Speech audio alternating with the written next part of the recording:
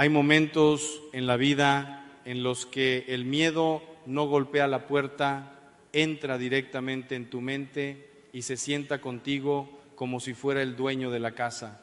Y en ese instante, sin darte cuenta, empiezas a vivir de otra forma, empiezas a respirar distinto, empiezas a imaginar futuros que aún no existen, pero que ya te están rompiendo por dentro. Y la pregunta que lo cambia todo es esta: ¿y si ese miedo no es una señal de peligro, sino una señal de que has olvidado algo esencial sobre ti y sobre Dios?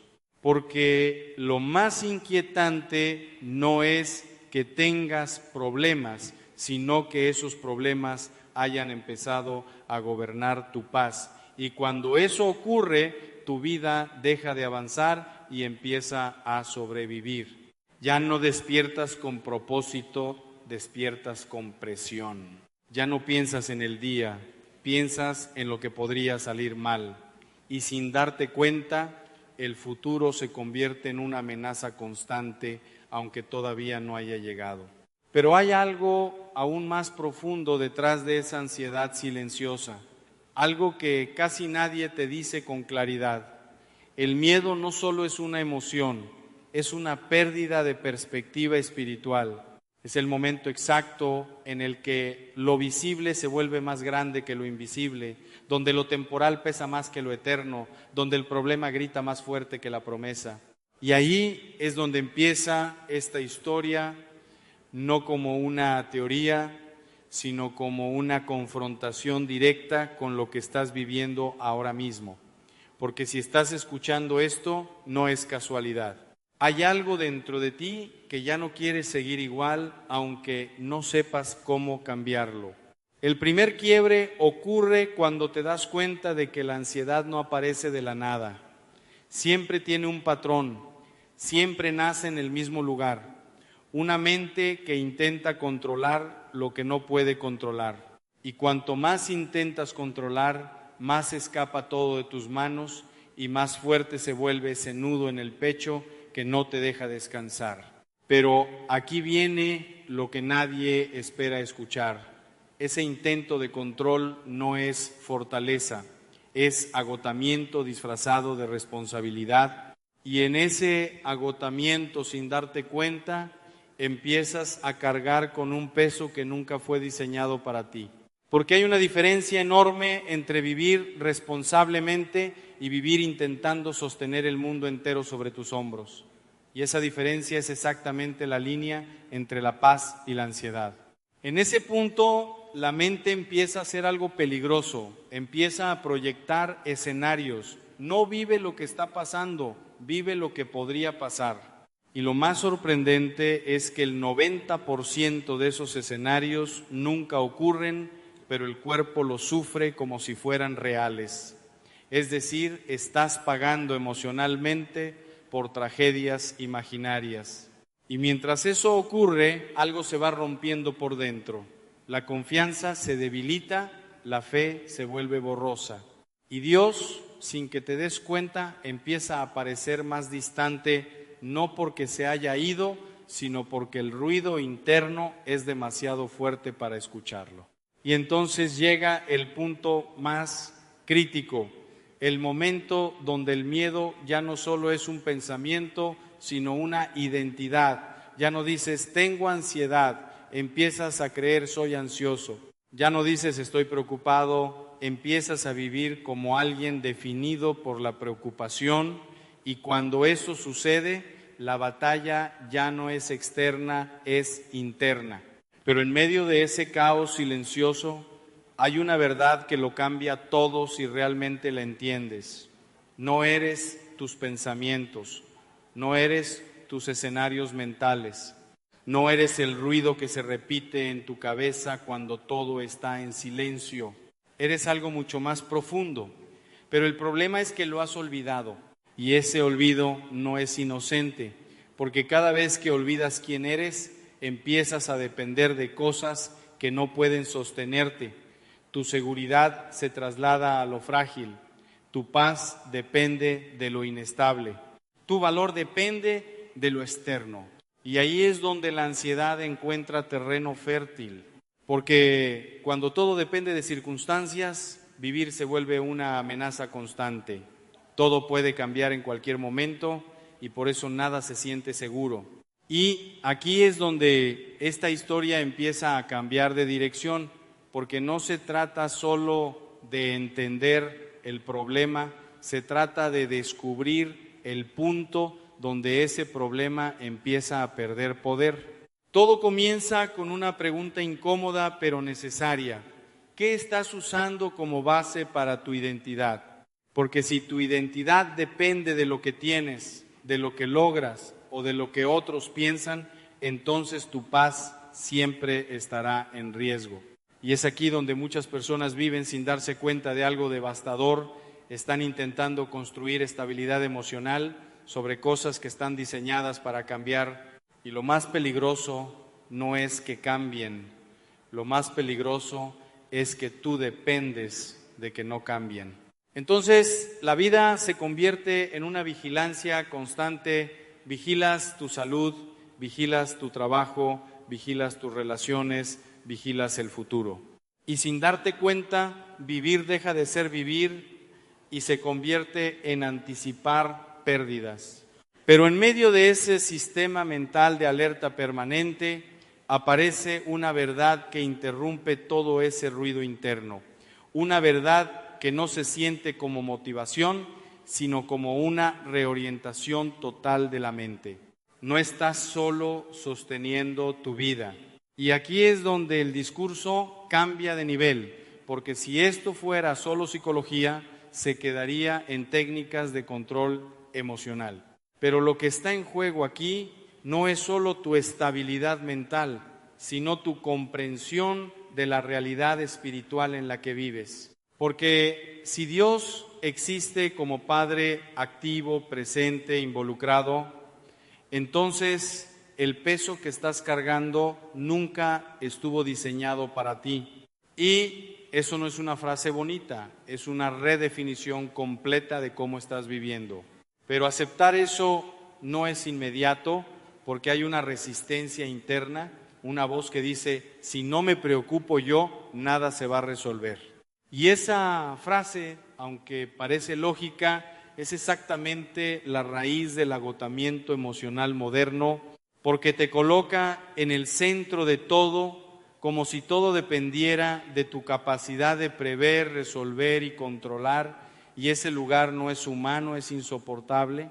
Y aquí es donde comienza la tensión real de esta historia, porque si sueltas el control, algo dentro de ti teme que todo se derrumbe, pero si no lo sueltas, tú te estás derrumbando lentamente. Y en esa tensión aparece el verdadero conflicto. No es solo ansiedad, es confianza, confianza en lo invisible frente a la necesidad de controlar lo visible. Y mientras esa batalla ocurre en silencio dentro de ti, hay algo que empieza a tomar forma sin que lo notes todavía. Un cambio de enfoque que no elimina los problemas, pero cambia radicalmente quién los está cargando. Pero antes de llegar a ese punto, necesitas ver algo más profundo, porque hay una razón por la que tu mente no puede descansar incluso cuando todo parece estar bien. Y esa razón no está en lo que te pasa afuera, está en cómo interpretas lo que te pasa dentro. Y lo que viene a continuación no es una explicación más, es el inicio de una ruptura interna que puede cambiar completamente la forma en que vives el miedo. Pero para entenderlo, primero hay que entrar en el lugar donde el miedo realmente nace. Y ese lugar no es lo que imaginas. Y ese lugar donde el miedo realmente nace no es el futuro, aunque siempre te lo hace creer. Tampoco es el problema en sí, aunque siempre te convence de que es el problema el que te está destruyendo. El verdadero origen es mucho más silencioso, más profundo, más invisible. El miedo nace en el momento exacto en el que empiezas a imaginarte solo frente a la vida, no frente al problema, sino frente a la vida entera.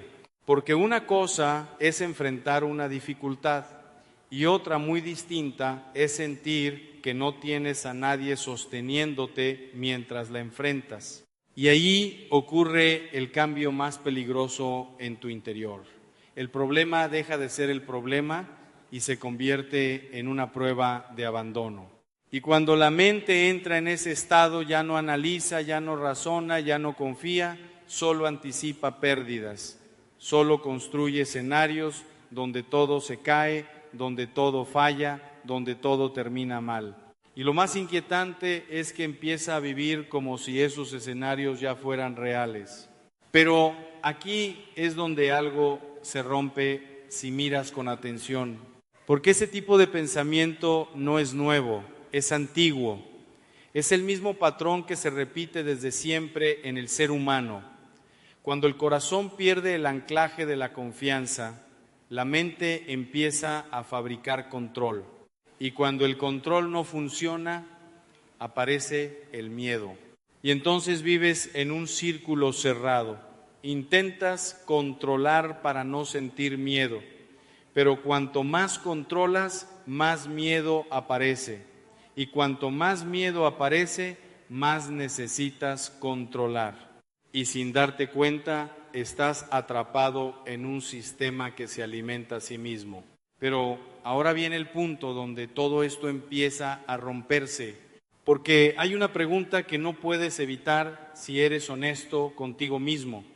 ¿Qué pasaría si dejaras de intentar sostenerlo todo? No en teoría, en la práctica, en tu mente, en tus decisiones, en tu forma de reaccionar cuando el pensamiento de miedo aparece. Porque aquí está la verdad que nadie quiere enfrentar. El problema no es que tengas miedo, el problema es que le estás obedeciendo. Le obedeces cuando te paraliza, le obedeces cuando te hace anticipar catástrofes, le obedeces cuando te roba el presente, le obedeces cuando empieza a dictar tus decisiones como si fuera una autoridad. Y sin darte cuenta, el miedo ha pasado de ser una emoción a ser un maestro. Pero hay algo dentro de ti que no fue creado para vivir bajo ese tipo de gobierno interno. Hay algo en ti que se revela cuando todo tu mundo interior está dominado por la ansiedad. Es esa parte que todavía sabe, aunque sea débilmente, que no fuiste diseñado para vivir así. Y ese es el punto donde empieza la ruptura real.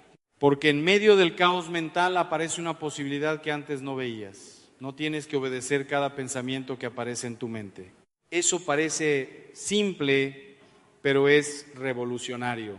Porque hasta ahora has tratado tus pensamientos como órdenes.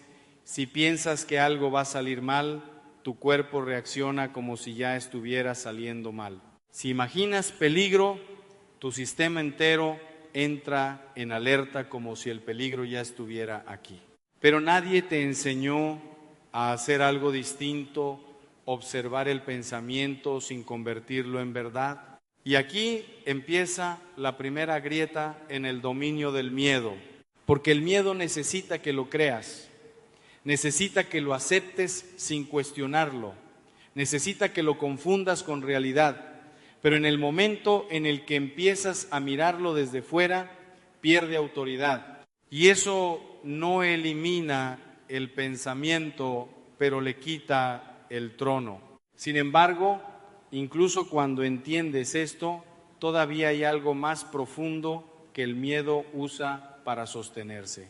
Y es esto: la sensación de que el futuro está fuera del cuidado de Dios.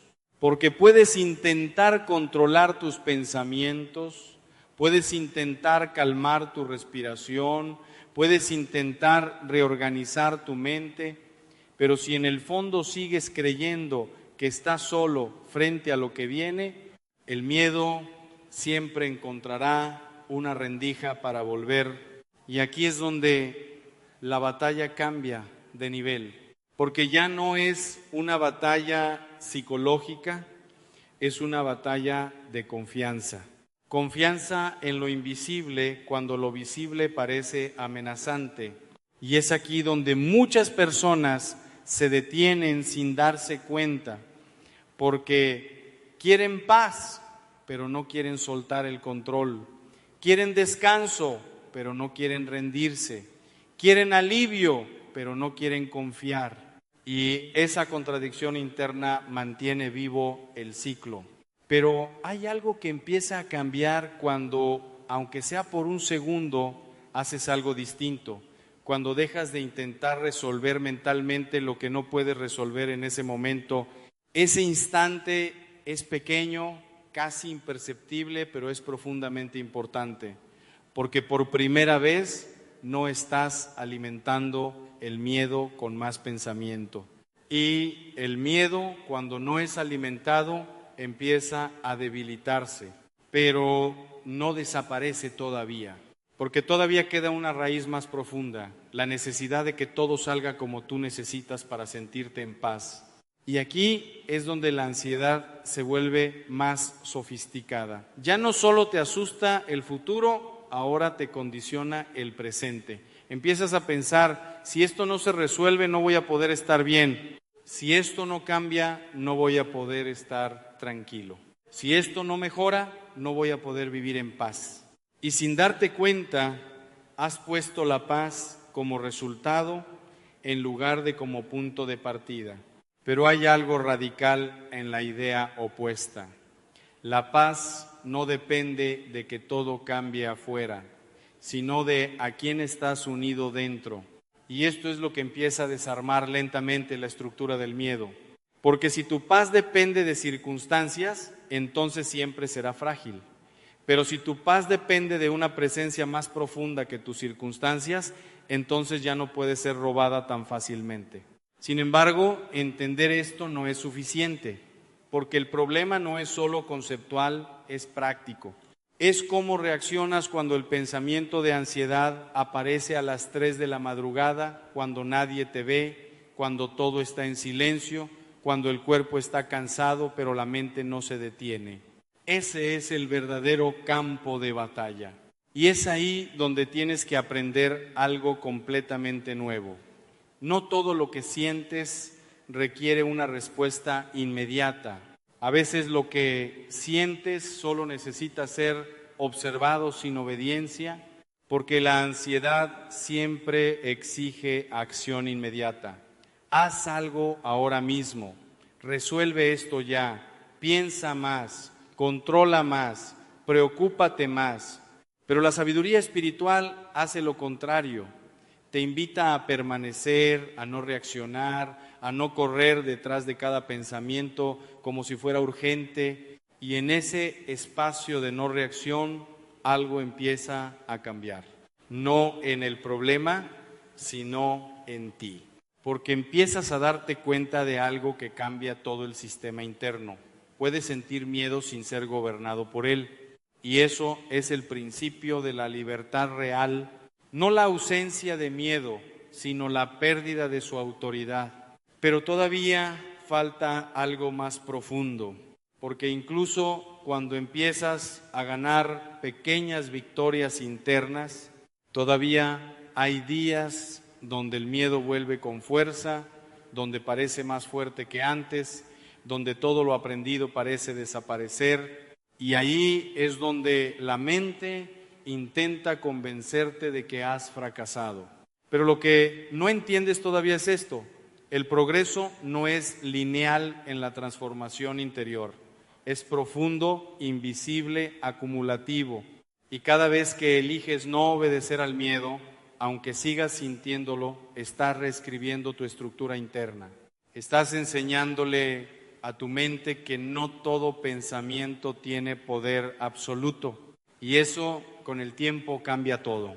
Pero ahora llegamos a un punto crítico de esta historia, porque todo lo que hemos visto hasta ahora te prepara para algo más grande, algo que no es solo resistencia al miedo, sino reemplazo del miedo. Y para llegar ahí necesitas entrar en el tercer movimiento, el que no solo te ayuda a sobrevivir la ansiedad, sino a transformarla desde su raíz. Pero lo que viene ahora no es simplemente una técnica, es una forma completamente distinta de vivir dentro de la misma realidad. Y cuando la entiendas, ya no verás el miedo de la misma manera otra vez.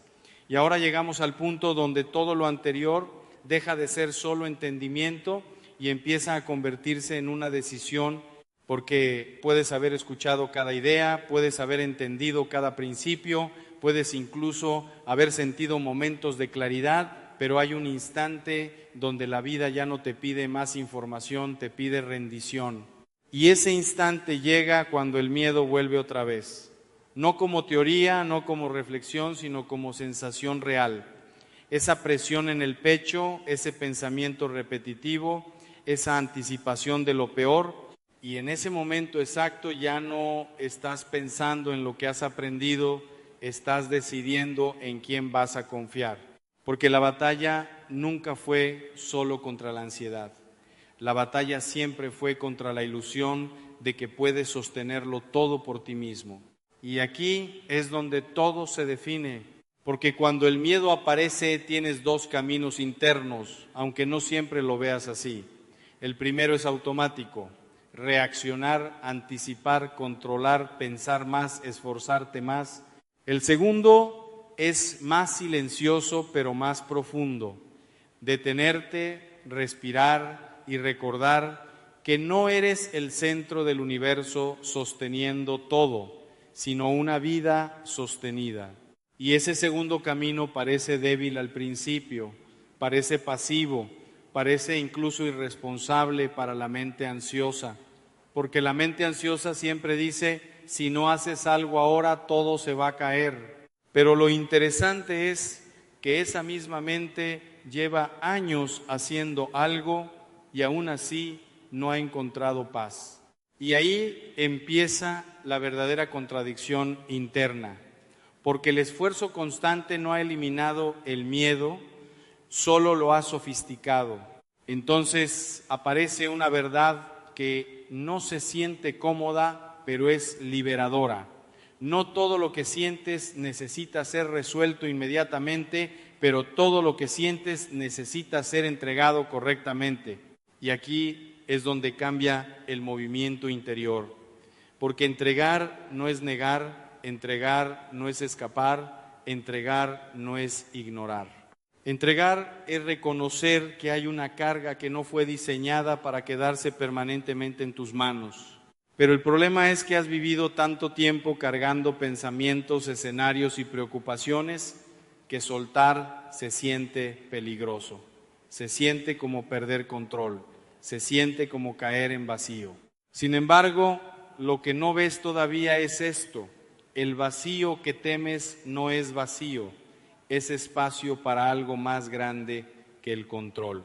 Y ese es el punto donde la ansiedad empieza a perder su forma, porque la ansiedad siempre necesita un contrato contigo. Si tú me escuchas, yo te protejo. Si tú me obedeces, yo te preparo. Si tú me sigues, yo evito el desastre. Pero ese contrato es una mentira disfrazada de protección, porque nunca termina en paz, siempre termina en más miedo. Y en el momento en el que decides romper ese contrato interno, aunque sea por segundos, algo cambia profundamente. No porque el problema desaparezca, sino porque tú dejas de vivir dentro del problema como si fuera tu identidad. Y ahora entramos en el tercer movimiento de esta historia. El primero fue darte cuenta de que el miedo no es autoridad. El segundo fue aprender a no obedecerlo automáticamente. Y este tercero es el más profundo: reemplazar el centro de gravedad interno que sostiene toda tu ansiedad. Porque el verdadero problema no es solo lo que piensas, es desde dónde estás viviendo lo que piensas. Si el centro de tu vida eres tú, entonces cada problema es una amenaza absoluta, porque todo depende de tu capacidad limitada. Pero si el centro de tu vida no eres tú, entonces los problemas dejan de ser absolutos y se convierten en situaciones dentro de una historia más grande. Y ese cambio lo transforma todo, porque la mente ansiosa vive como si todo dependiera de ella, pero la mente en paz aprende a vivir como si no todo dependiera de ella. Y eso no elimina la responsabilidad, elimina la ilusión de control total. Pero aquí viene algo importante. Este cambio no ocurre en un momento emocional fuerte, ocurre en decisiones pequeñas, repetidas, invisibles. Ocurre cuando un pensamiento de miedo aparece y en lugar de seguirlo, lo sueltas. Ocurre cuando el impulso de anticipar lo peor aparece y decides volver al presente. Ocurre cuando la necesidad de controlar todo aparece y eliges confiar aunque no entiendas cómo. Y cada una de esas microdecisiones es como una reprogramación interna, porque estás enseñándole a tu mente algo completamente nuevo. No todo pensamiento manda, no toda emoción define, no todo escenario mental es verdad, pero esto no es solo mental, es profundamente existencial, porque detrás de toda ansiedad hay una pregunta que rara vez se dice en voz alta: ¿qué pasa si no tengo el control? Y esa pregunta parece sobre circunstancias, pero en realidad es sobre identidad, porque si tu seguridad depende del control, entonces perder control se siente como perderte a ti mismo. Y por eso la rendición se siente tan difícil, no porque sea lógica complicada, sino porque parece una amenaza a quien crees ser. Pero aquí es donde ocurre la paradoja más importante de toda esta historia.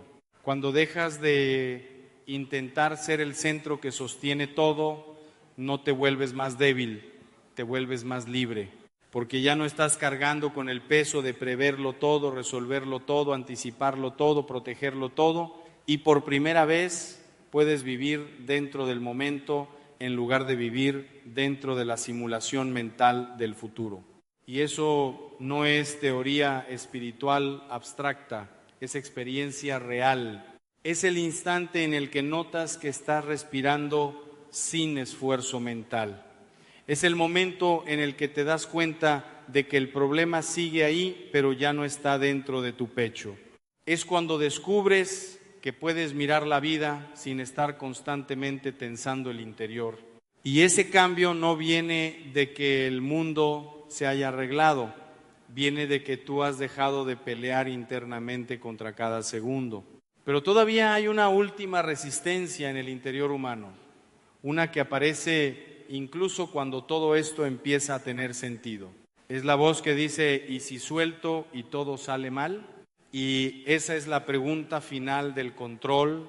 Pero lo que esa pregunta no ve es esto: incluso cuando intentas controlar, no tienes garantía de que todo salga bien. El control nunca fue seguridad real, solo sensación de seguridad. Y cuando empiezas a ver eso con honestidad, el miedo pierde su argumento más fuerte, porque el miedo siempre se alimenta de una ilusión. Si controlas lo suficiente, puedes evitar el dolor. Pero la vida real demuestra algo distinto. No puedes evitar todo el dolor, pero sí puedes decidir si lo atraviesas con ansiedad o con confianza. Y ahí está el cambio más profundo. No se trata de eliminar incertidumbre, se trata de cambiar la forma en la que vives dentro de la incertidumbre. Y cuando eso ocurre, empiezas a notar algo inesperado. Hay una paz que no depende de que todo esté bien. No porque ignores la realidad, sino porque ya no estás solo dentro de ella. Y esa diferencia lo cambia todo, porque la ansiedad siempre te decía: estás solo frente a lo que viene. Pero ahora empieza a surgir otra forma de vivir. No estoy solo en lo que viene. Y ese cambio, aunque parezca pequeño en palabras, es enorme en experiencia, porque el miedo pierde fuerza cuando deja de ser un acompañante constante en tu narrativa interna. Pero hay algo más profundo todavía, porque incluso esta paz no es un destino final, es un proceso continuo de volver una y otra vez a lo esencial, porque la mente humana olvida, la mente humana se distrae, la mente humana vuelve a construir escenarios, y por eso la victoria no es una vez, es muchas veces. Es volver a elegir, es volver a soltar, es volver a confiar, es volver al presente. Y cada vez que lo haces, aunque sea en medio del miedo, estás fortaleciendo un nuevo patrón dentro de ti. Un patrón donde el miedo ya no dirige, solo aparece y pasa. Y ahora, cuando miras todo el recorrido completo, te das cuenta de algo profundo. No estabas luchando contra la ansiedad solamente, estabas aprendiendo a vivir desde otro lugar interno. Un lugar donde el miedo existe, pero no gobierna. Un lugar donde los pensamientos aparecen, pero no mandan. Un lugar donde el futuro es incierto, pero no aterrador. Y ese lugar no se construye en un día.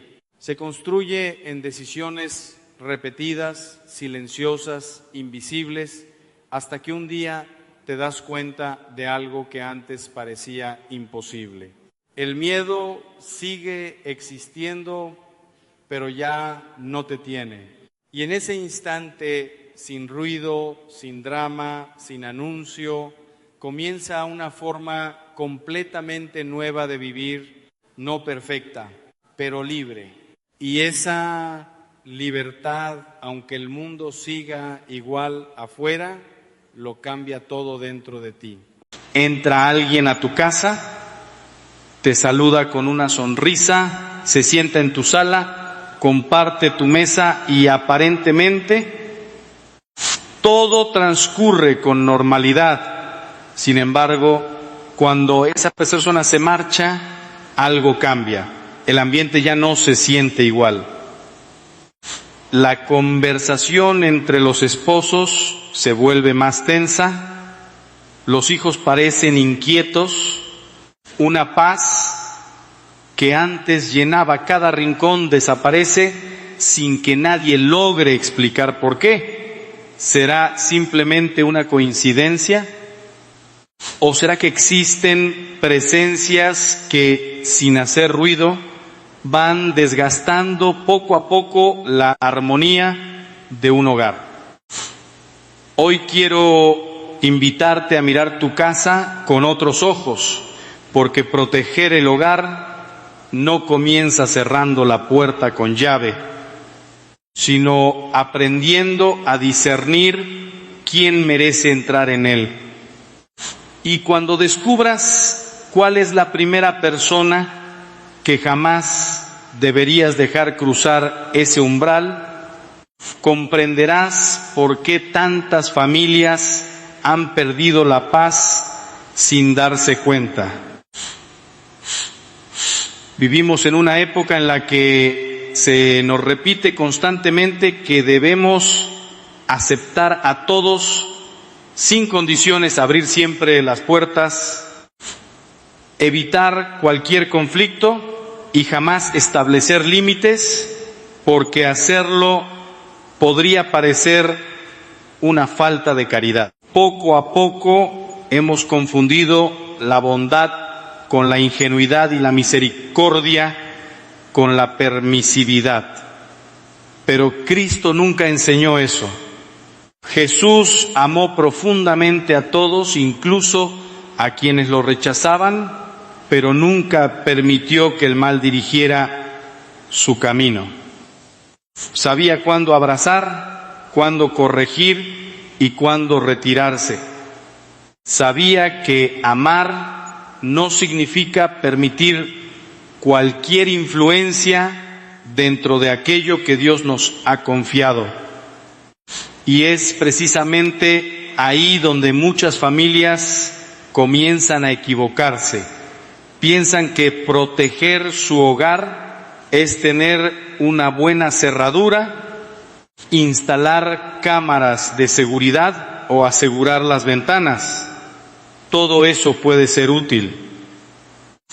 Pero existe una protección mucho más importante que casi nadie cultiva.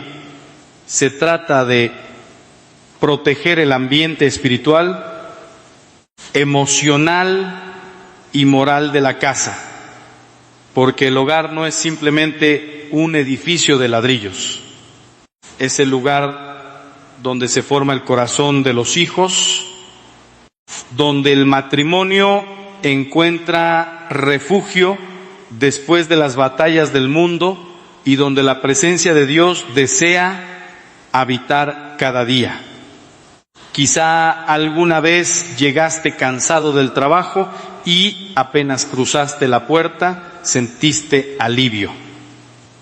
Bastó ver a tu familia para que el peso del día desapareciera. Esa sensación no nace de las paredes, nace del ambiente que existe dentro del hogar. Por eso resulta tan delicado permitir que cualquier persona entre sin discernimiento, porque toda presencia deja una huella. Algunas traen serenidad, otras dejan inquietud, algunas fortalecen el amor, otras siembran división de manera casi imperceptible. En muchos años de acompañar familias, he descubierto algo que se repite una y otra vez. Los grandes conflictos casi nunca comienzan con un escándalo.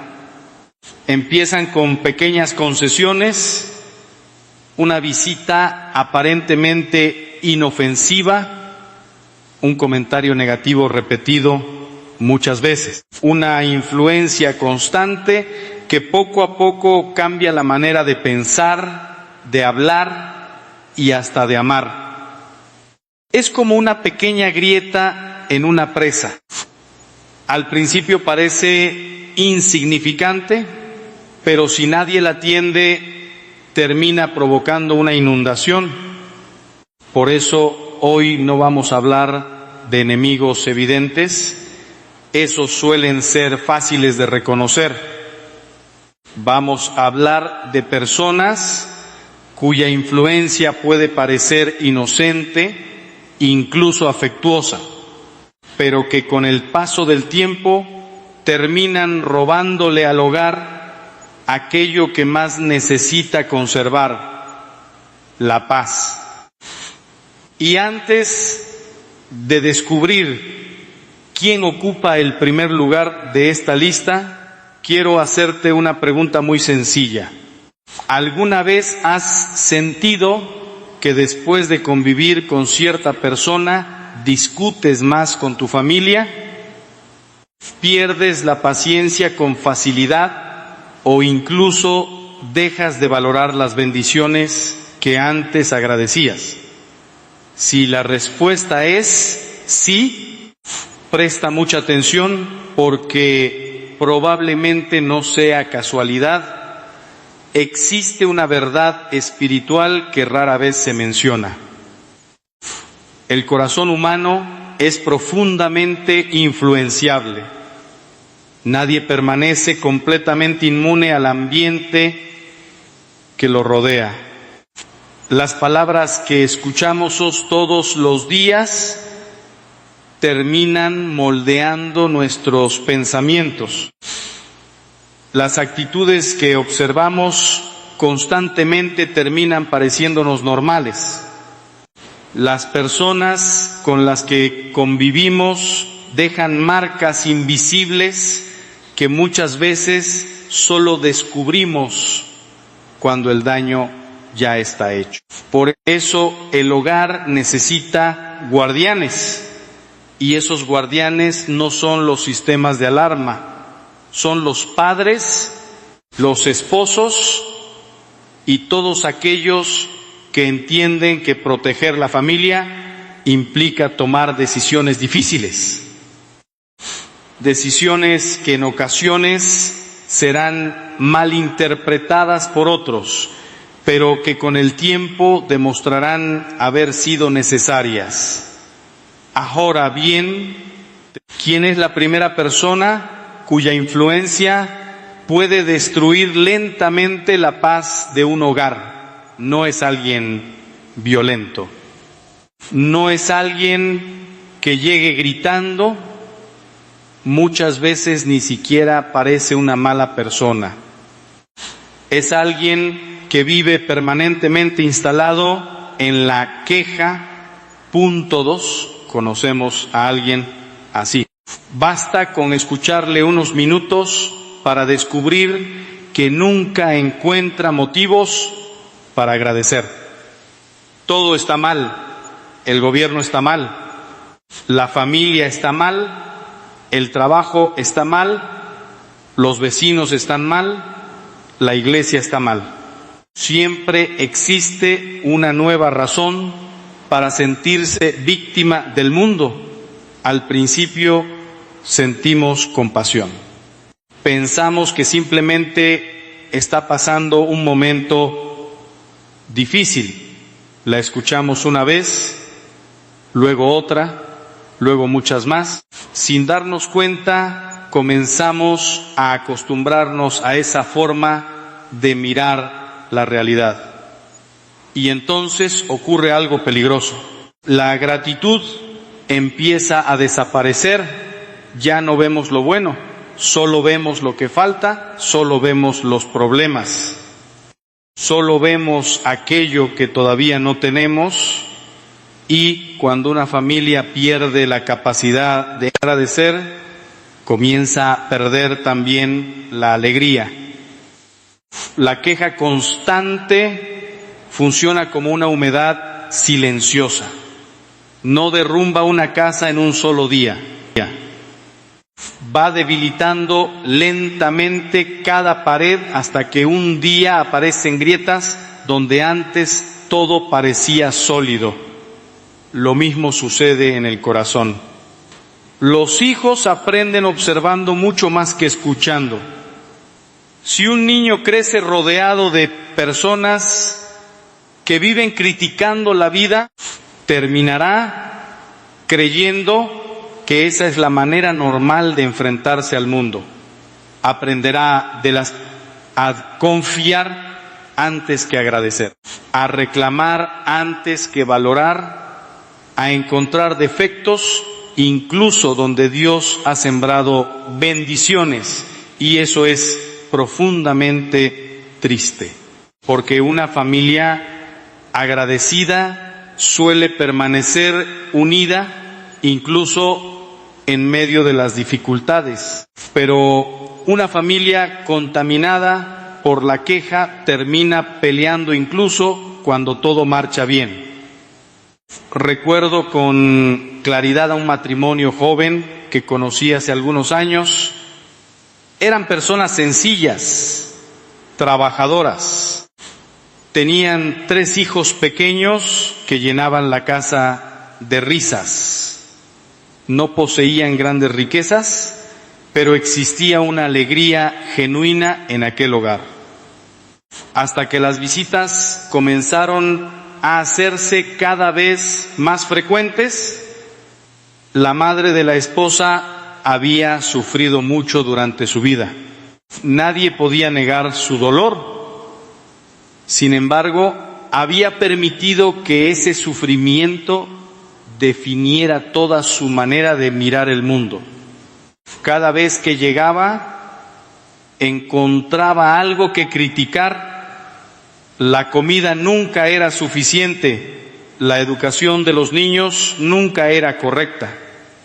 El esposo siempre podía hacerlo mejor, la economía jamás alcanzaba, el futuro parecía oscuro, nada merecía una palabra de esperanza. Al principio, la hija guardaba silencio por respeto, después empezó a justificarse. Más tarde comenzó a creer algunas de aquellas críticas y finalmente ocurrió algo que jamás imaginaron: la paz desapareció. los niños discutían entre ellos con más frecuencia, los esposos comenzaron a señalarse mutuamente los errores.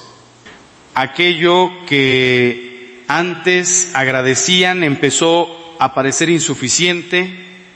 No había cambiado la casa, no habían cambiado las circunstancias, había cambiado el ambiente, y cuando el ambiente cambia, también cambia el corazón. Después de mucho tiempo de oración, aquella mujer comprendió algo que le costó muchísimo aceptar. Amar a su madre no significaba permitir que destruyera la armonía de su familia. Fue una conversación difícil, muy difícil. Con lágrimas le explicó que seguiría amándola, visitándola y ayudándola cuando fuera necesario, pero que las visitas tendrían nuevos límites y que dentro de su hogar no permitiría conversaciones cargadas de críticas permanentes. No fue fácil, hubo incomprensión, hubo molestias, hubo silencio durante algún tiempo, pero meses después ocurrió algo sorprendente.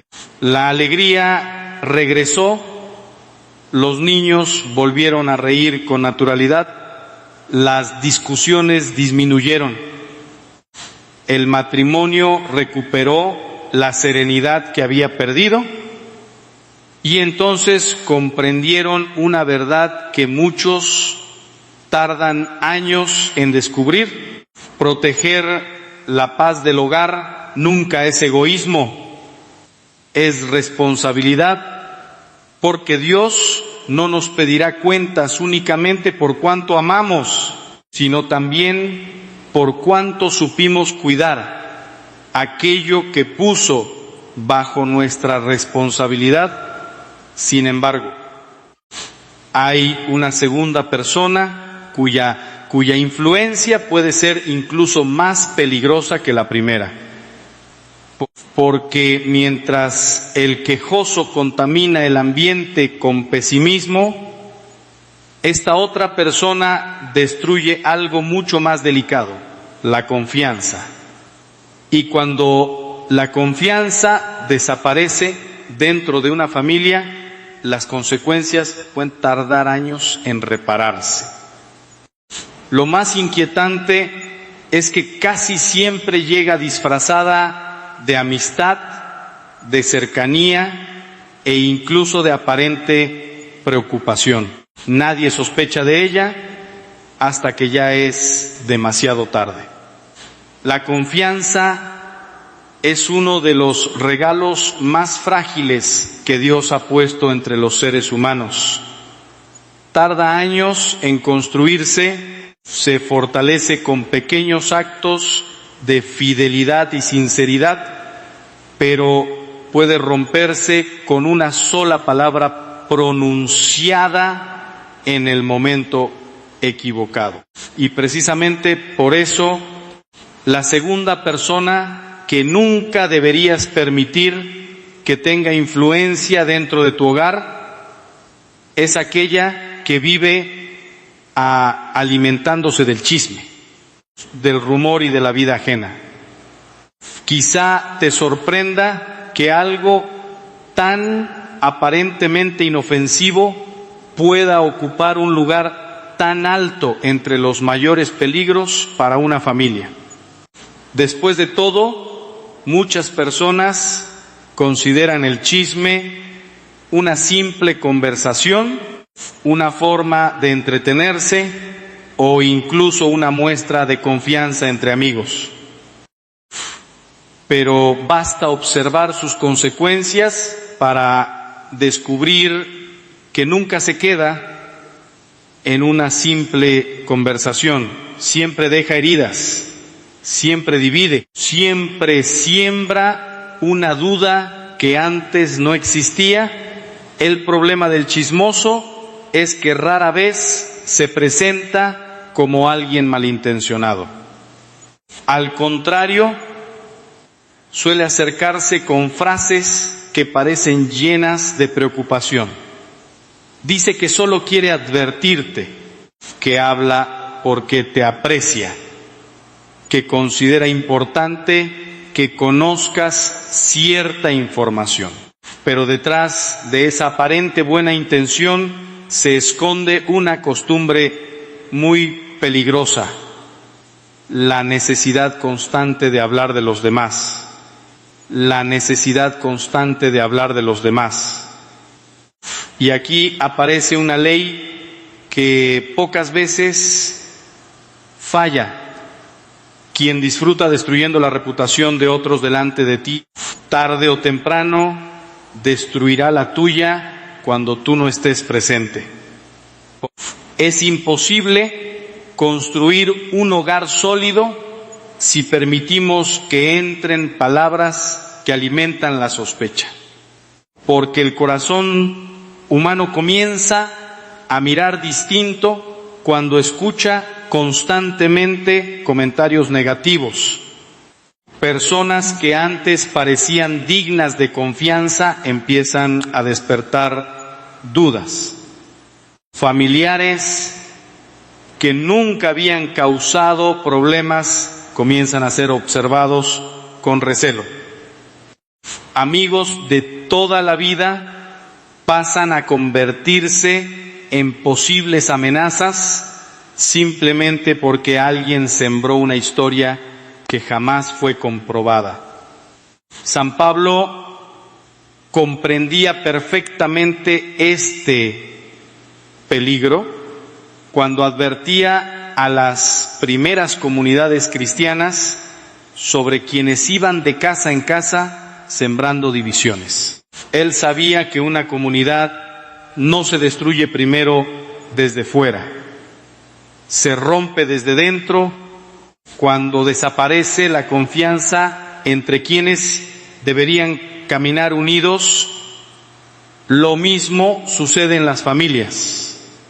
Una casa puede sobrevivir a dificultades económicas, puede superar enfermedades, puede enfrentar pérdidas muy dolorosas. Pero cuando la desconfianza comienza a instalarse entre quienes viven bajo el mismo techo, todo se vuelve mucho más difícil. Porque ya nadie escucha con libertad, todos interpretan, todos sospechan. Todos comienzan a defenderse incluso antes de haber sido atacados. Recuerdo el caso de un matrimonio que atravesaba una etapa maravillosa. Después de muchos años habían logrado construir una relación basada en el diálogo y el respeto. Pero una conocida de la familia empezó a visitarlos con frecuencia. Siempre llegaba con una nueva historia. Que alguien había visto al esposo conversando con otra mujer, que cierta amiga hablaba mal de la esposa, que un vecino había hecho comentarios desagradables, nada podía comprobarse, todo era aparentemente información de buena fuente, y precisamente por eso resultaba tan peligrosa. Al principio ambos esposos ignoraban aquellos comentarios. Después comenzaron a preguntarse si habría algo de verdad. Más adelante aparecieron pequeñas discusiones, preguntas innecesarias. Celos donde nunca habían existido, silencios largos, miradas desconfiadas. No fue una infidelidad la que puso en peligro ese matrimonio. Fue una persona que sembró sospechas hasta transformar la paz en incertidumbre. Finalmente comprendieron el origen del problema. Decidieron limitar aquellas visitas y dejar de participar en conversaciones donde la reputación de otros fuera el centro de atención. No ocurrió de un día para otro, pero con el tiempo descubrieron algo extraordinario. Cuando el chisme desaparece de una casa, la confianza vuelve a respirar, porque el corazón deja de alimentar sospechas y recupera la capacidad de creer en el bien. Hay una costumbre muy sencilla que puede cambiar completamente el ambiente de una familia. Cuando alguien llegue dispuesto a hablar mal de otra persona, responde con serenidad: prefiero no juzgar mientras no conozca toda la verdad. Oremos por esa persona. Esa sola frase cambia el rumbo de la conversación. Muchos dejarán de insistir, otros incluso comenzarán a revisar su propia manera de hablar. Y tu hogar permanecerá protegido de una contaminación que suele extenderse mucho más rápido de lo que imaginamos. Pero existe una tercera persona cuya influencia resulta todavía más difícil de detectar, porque no llega hablando mal de nadie, no llega quejándose, no crea conflictos visibles, hace algo mucho más sutil: aprende a utilizar tu bondad para su propio beneficio. Todos hemos conocido a alguien así. Solo aparece cuando necesita ayuda, solo llama cuando tiene un problema, solo recuerda tu existencia cuando quiere un favor, y si alguna vez dices que no puedes ayudar, inmediatamente intenta hacerte sentir culpable. Es una forma de manipulación muy refinada. No utiliza amenazas, utiliza emociones. Hace que muy refinada, no utiliza amenazas, utiliza emociones. Hace que la persona generosa termine sintiéndose egoísta simplemente por proteger sus propios límites. El problema es que muchos cristianos confunden el sacrificio con permitir cualquier abuso. Creen que decir siempre que sí es una obligación espiritual, pero Cristo jamás enseñó eso. Jesús entregó su vida por amor. Nunca permitió que otros manipularan su misión, sabía retirarse cuando era necesario, sabía guardar silencio, sabía decir que no. Y precisamente por eso pudo cumplir la voluntad del Padre. Cuando una persona manipuladora entra constantemente en un hogar, ocurre algo muy curioso. La familia comienza a vivir pendiente de las necesidades ajenas mientras descuida las propias.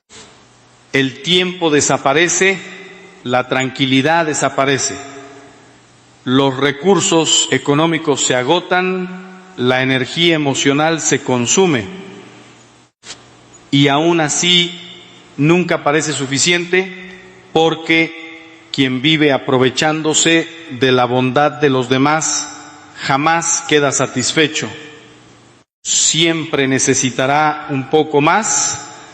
Conocí una familia que durante años ayudó económicamente a un pariente cercano. Al principio era una situación verdaderamente difícil y todos colaboraban con alegría, pero con el paso del tiempo descubrieron que aquella persona ya no buscaba salir adelante. Había convertido la ayuda permanente en una forma de vida. Cada nuevo problema encontraba la misma solución: pedir más, exigir más, esperar más. In B, cuando alguna vez la familia explicó que también estaba atravesando dificultades, la respuesta fue una acusación. Después de todo lo que he pasado, ahora me abandonan. Aquellas palabras llenaron de culpa a todos. Continuaron ayudando durante años hasta que un día comprendieron que no estaban practicando la caridad. Estaban alimentando una dependencia que destruía tanto al que recibía como a quienes daban. Fue entonces cuando establecieron nuevos límites, continuaron ofreciendo apoyo, pronto ya no permitieron el abuso.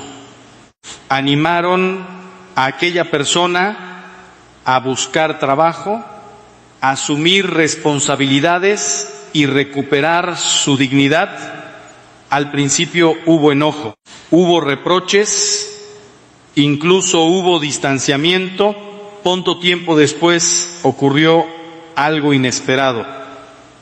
Aquella persona empezó a reconstruir su propia vida, porque los límites saludables no destruyen a quien amamos. Muchas veces lo ayudan a crecer, y aquí aparece una enseñanza profundamente cristiana. La verdadera caridad nunca elimina la responsabilidad personal. Ayudar no significa sustituir permanentemente el esfuerzo del otro.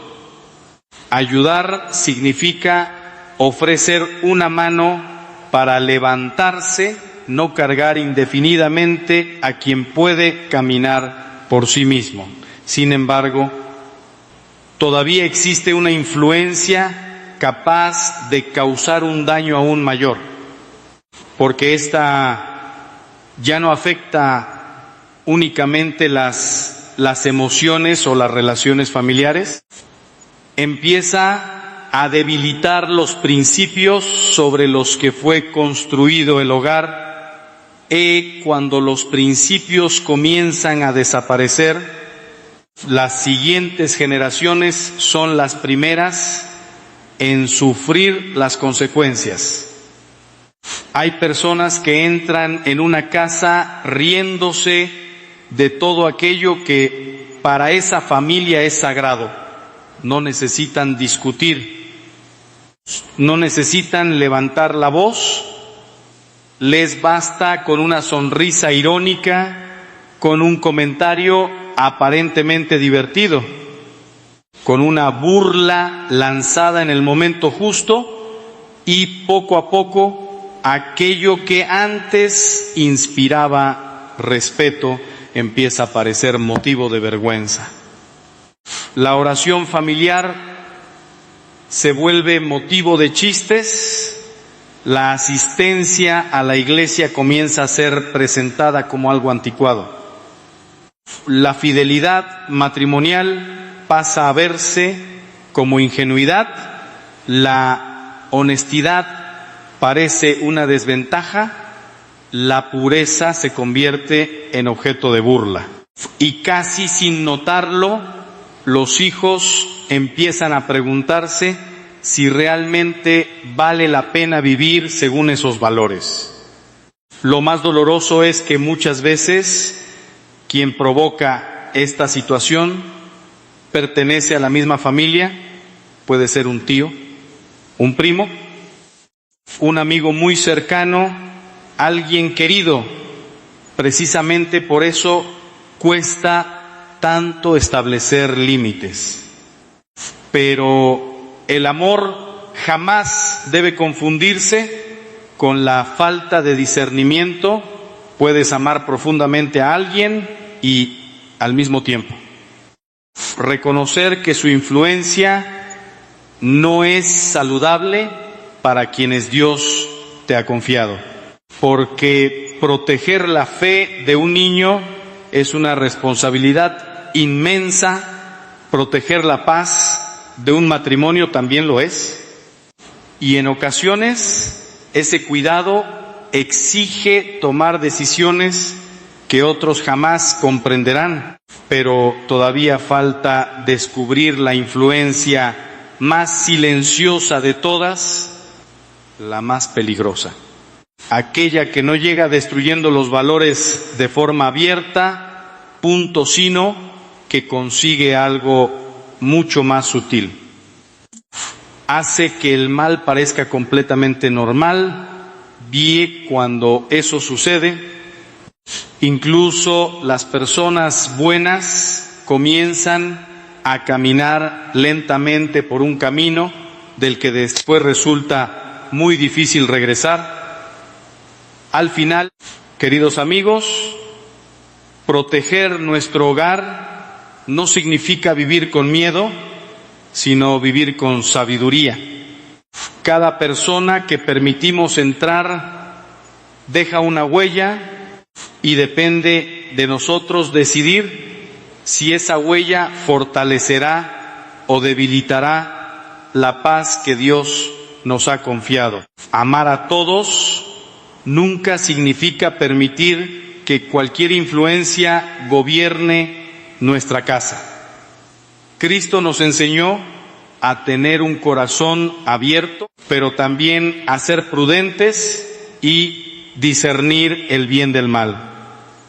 Si hoy has reconocido alguna de estas situaciones en tu vida, no actúes desde el enojo, sino desde la oración, la serenidad y el amor. Establece límites con respeto, protege a tu familia y confía en que Dios honrará cada decisión tomada con rectitud. Que la Virgen María cubra tu hogar con su manto, que el Espíritu Santo ilumine cada paso y que la paz de Cristo reine en cada habitación de tu casa. Porque un hogar donde habita Dios siempre será el lugar más seguro para vivir, amar y formar generaciones llenas de fe, esperanza y verdadero amor,